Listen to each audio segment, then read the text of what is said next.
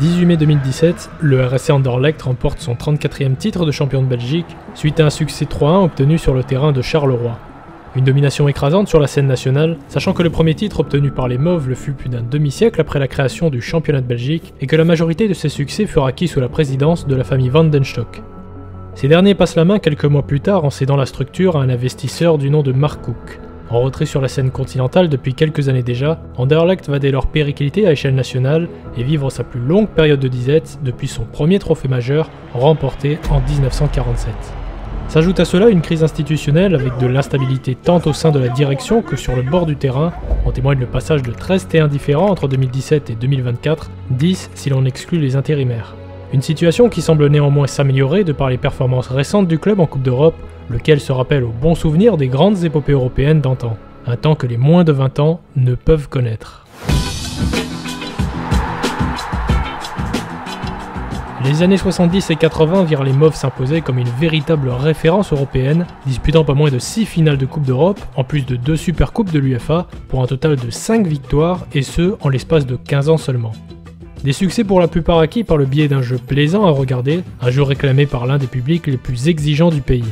Ayant tenu le haut du pavé sur la scène continentale jusque dans les années 90, et club le plus titré du football belge avec 65 titres acquis en l'espace de 70 ans, cette formation n'est autre que le Royal Sporting Club d'Anderlecht.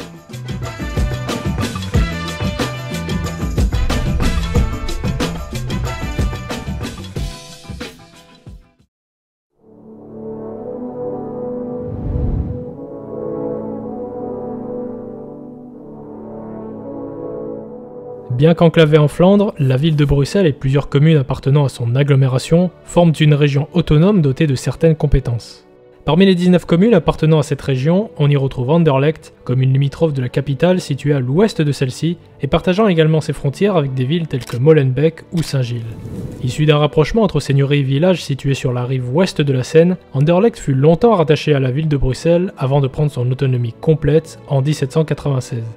Terre agricole, la commune cédera aux sirènes de l'industrialisation avec en premier lieu la construction du canal Charleroi-Bruxelles, favorisant l'implantation de nombreuses manufactures et industries aux abords de cette nouvelle voie navigable. Aujourd'hui peuplée de plus de 125 000 habitants, la ville doit néanmoins sa renommée continentale à une association sportive fondée au début du XXe siècle.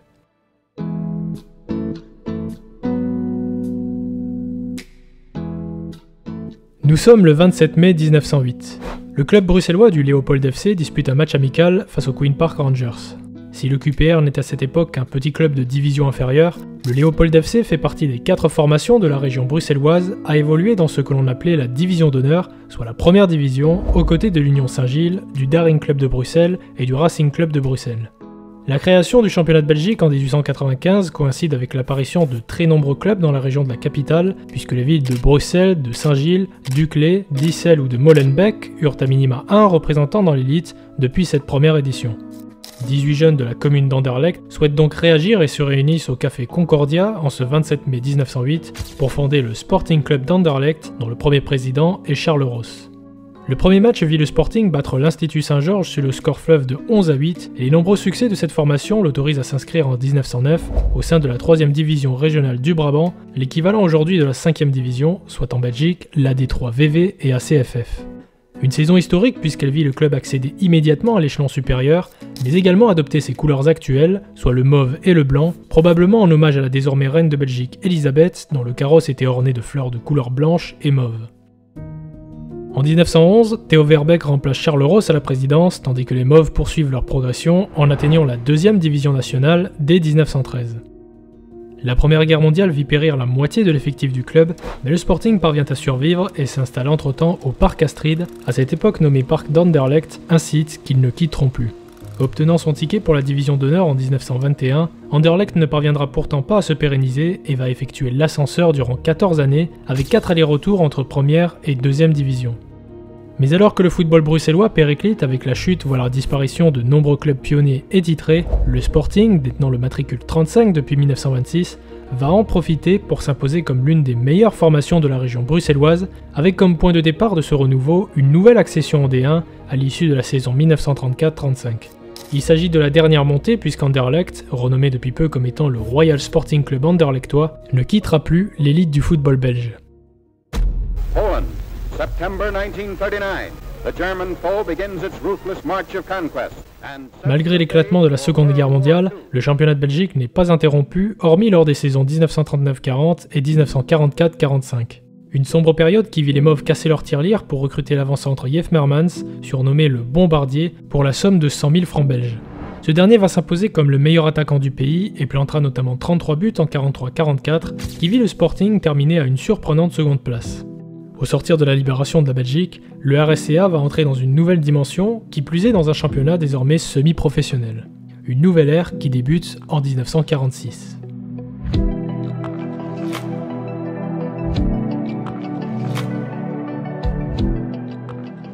1946 voit les Mauves franchir un cap avec des investissements tant au niveau des infrastructures, avec une surélévation des gradins et la construction d'une toiture au-dessus des tribunes du stade Émile Versé, mais également sur le plan sportif, puisque les Bruxellois remportent leur premier titre de champion en 1947, au terme d'une saison très disputée, avec 112 buts inscrits en 36 matchs seulement, dont plus de la moitié par le binôme Yves Mermans-Hippolyte van den Bosch, Mermans étant encore aujourd'hui le second meilleur buteur de l'histoire du championnat.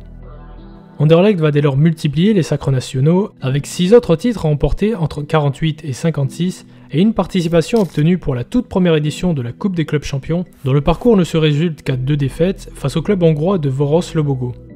Après un nouveau titre obtenu en 1959, le club prendra à nouveau un tournant dans son histoire l'année suivante, avec le licenciement de l'entraîneur Bill Gormley, en poste depuis 1950. Un virage forcé par l'arrivée d'un entraîneur aux idées révolutionnaires et qui aura un impact sur le football belge mais également européen, soit Pierre Sinibaldi.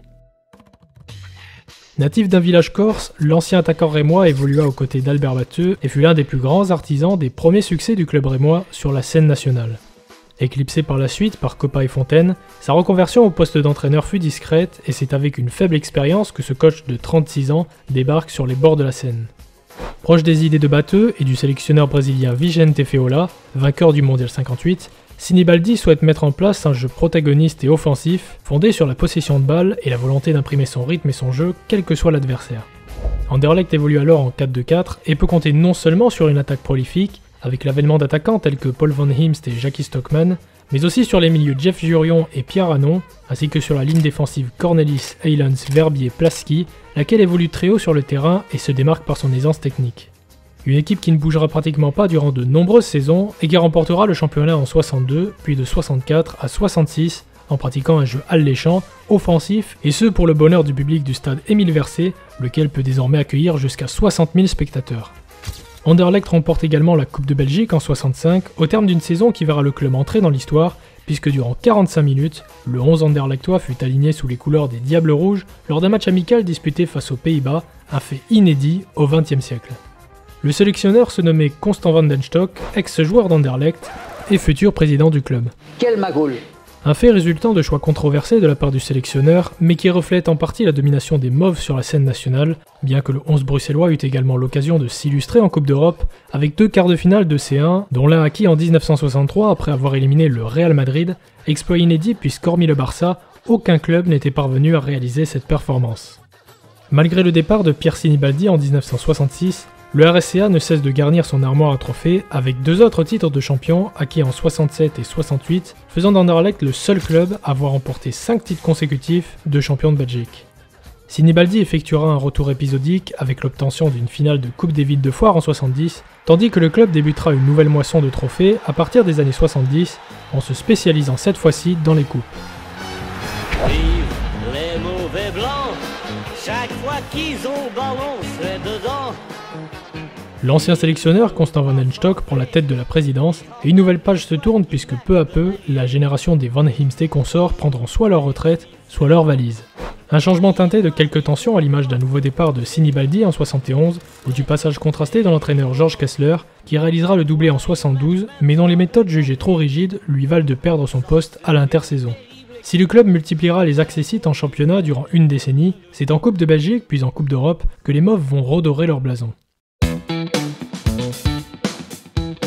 L'arrivée d'une nouvelle génération, menée par le talentueux et élégant ailier gauche Rob Runzenbrink, ou plus tard du solide rock défensif Harry Hahn, permet à la formation bruxelloise de glaner 4 Coupes de Belgique entre 72 et 76 et de performer en Coupe d'Europe en atteignant la finale de la Coupe des Coupes en 1976, mais ce au terme d'un parcours dénué d'adversaires redoutables. Les Mauves l'emporteront en finale face à West Ham 4-2 au stade du Heysel, soit le premier trophée européen remporté par un club belge. Raymond Goethals, sélectionneur des Diables Rouges depuis 68, débarque à l'intersaison et remporte dès le mois d'août la Supercoupe de l'UEFA. Sous la houlette du sorcier belge, Anderlecht atteindra de nouveau la finale de la C2 en 77 puis en 78, perdant la première face à Hambourg, mais gagnant la seconde en disposant de l'Austria Vienne après un parcours relevé. Les Mauves remportent à nouveau la Supercoupe de l'UEFA, soit leur 4e trophée européen en l'espace de 3 saisons. Comme à son habitude, le club bruxellois va de nouveau changer sa politique en s'adaptant à son temps et son environnement. Le stade, renommé en l'honneur du président Van den Stock en 83, se modernise avec la construction de nouvelles tribunes, le recrutement s'internationalise avec l'arrivée de nombreux joueurs danois au tournant des années 80, dont le libéro Morten Olsen et l'attaquant Kenneth Brill Larsen, tandis que Michel Verschuren s'installe au poste de manager et que le Yougoslave Tomislav Ivic est intronisé entraîneur. Le Croate met en place un football total avec un jeu très rapide et agressif. Ne jurant que sur le déséquilibre collectif au point de bannir toute initiative individuelle, son style de jeu ne plaît que moyennement tant auprès du public que des dirigeants, malgré un titre de champion acquis en 1981, mettant fin à 7 années de disette, ainsi qu'une demi-finale de Coupe des clubs champions historique qui vit les Belges écarter notamment la Juventus pour finalement se faire sortir par Aston Villa. Débarqué à l'automne 82, Ivic ne pourra assister au nouveau sacre continental des Mauves, puisque ces derniers remportent la Coupe UEFA en prenant l'ascendant sur Benfica en finale. Anderlecht s'incline en finale de cette même compétition la saison suivante, au terme d'une séance de tir au but haletante perdue face à Tottenham, après avoir éliminé Nottingham Forest au tour précédent à l'issue d'une demi-finale marquée par des décisions arbitrales litigieuses. Le RSCA se consolera néanmoins en multipliant les succès nationaux, avec 14 trophées glanés entre 1985 et 1995. Malgré une nouvelle demi-finale de Coupe des clubs champions en 86 et une défaite en finale de Coupe des coupes en 90, le club bruxellois va dès lors perdre de son influence sur la scène européenne, notamment en raison de dettes contractées suite aux investissements colossaux effectués afin de moderniser le stade, mais également suite à l'introduction des phases de groupe en Ligue des Champions, favorisant les clubs les mieux armés économiquement. Plusieurs joueurs vont marquer de leur empreinte cette période, à l'image du portier Philippe de Wilde, de l'attaquant Luc Nilis, du défenseur Georges Grun et surtout du meneur de jeu suédois Per Zetterberg, lequel disputera en tout près de 380 matchs avec le Royal Sporting Club d'Anderlecht. De nombreux entraîneurs vont se succéder sur le banc des Mauves, mais aucun ne parviendra à demeurer longtemps en poste. Une instabilité due aux exigences des dirigeants et du public en termes de qualité de jeu, se manifestant par exemple par le licenciement de Luka Peruzovic en 93, alors qu'Anderlecht était leader du championnat et avait réalisé l'un des meilleurs débuts de saison de son histoire, avec 29 points acquis sur 34 possibles. Mais le navire va tanguer un peu plus à partir de 1995.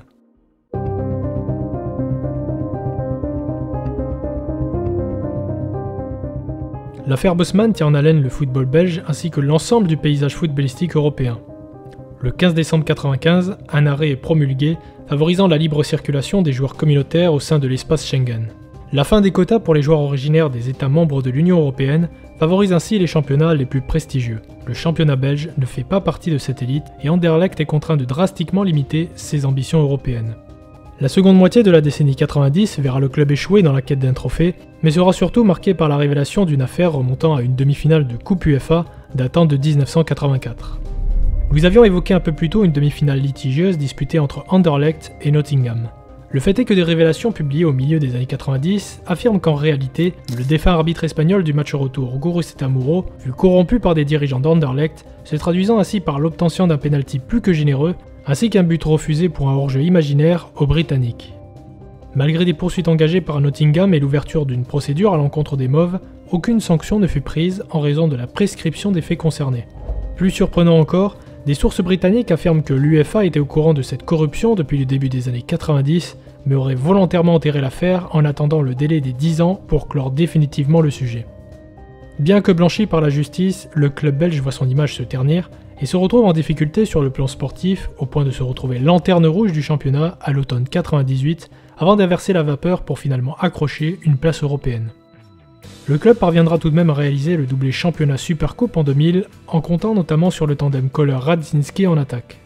Malgré un beau parcours en Ligue des Champions la saison suivante, Anderlecht ne parvient pas à franchir le cap des huitièmes de finale de Coupe d'Europe avec notamment une triste série de 12 défaites consécutives en Ligue des Champions, réalisée entre 2003 et 2005, série battue par l'OM 15 ans plus tard. Une période qui verra l'émergence d'un groupe qui s'imposera comme le principal représentant des ultra-anderlechtois, soit la Mauve Army. Le club bruxellois multiplie alors les sacres en championnat et en Supercoupe avec 7 titres de champion acquis entre 2004 et 2014 ainsi que 6 Supercoupes. Des succès acquis par l'intermédiaire d'une formation misant son recrutement sur de jeunes espoirs, à l'image du meneur de jeu Mbark Boussoufa, ainsi que sur un centre de formation qualitatif qui vit notamment Vincent Kompany ou Romelu Lukaku effectuer leur première classe sous les couleurs des Mauves. Quart de finaliste de la Ligue Europa en 2017, Anderlecht glane son 34e titre de champion cette année-là, ainsi qu'une Supercoupe de Belgique, ses 2 derniers trophées avant le rachat du club par Mark Cook.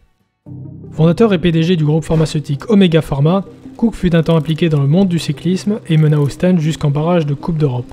Bien que la transition entre la famille Vandenstock et Mark Cook se fit en douceur, les résultats sportifs ne parviennent pourtant pas à suivre. En achevant la saison 2018-2019 à la 6e place, Anderlecht échoue à se qualifier en Coupe d'Europe, une première depuis 1964.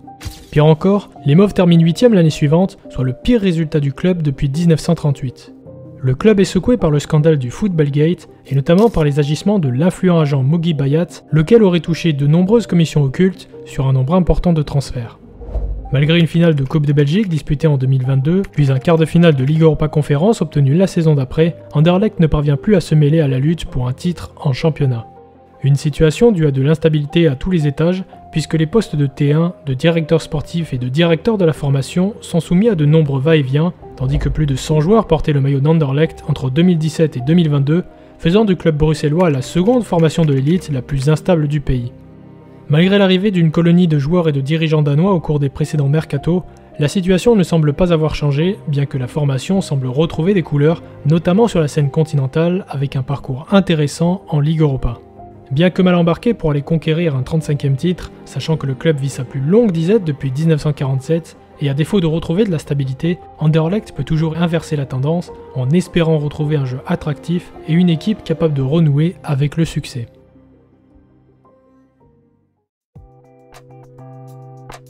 En l'espace de 70 ans, le RSC Anderlecht a su se construire un palmarès inégalé au royaume. Avec ses 34 titres de champion, ses 3 Coupes d'Europe agrémentées de 2 Supercoupes de l'UEFA, ainsi que ses autres succès nationaux en Coupe de Belgique, Coupe de la Ligue et Supercoupe, les Mauves se sont imposés comme la référence nationale en termes de succès, mais également d'exigence. Des succès conjugués pour la plupart à un jeu attractif et réclamé par un public longtemps exigeant, habitué depuis quelques années aux vaches maigres, qui puisait dans une situation très instable en interne. Cette attente ne peut durer trop longtemps, auquel cas Anderlecht, déjà victime d'un déclassement sur la scène européenne, risque également de longtemps s'abonner aux places d'honneur sur la scène nationale.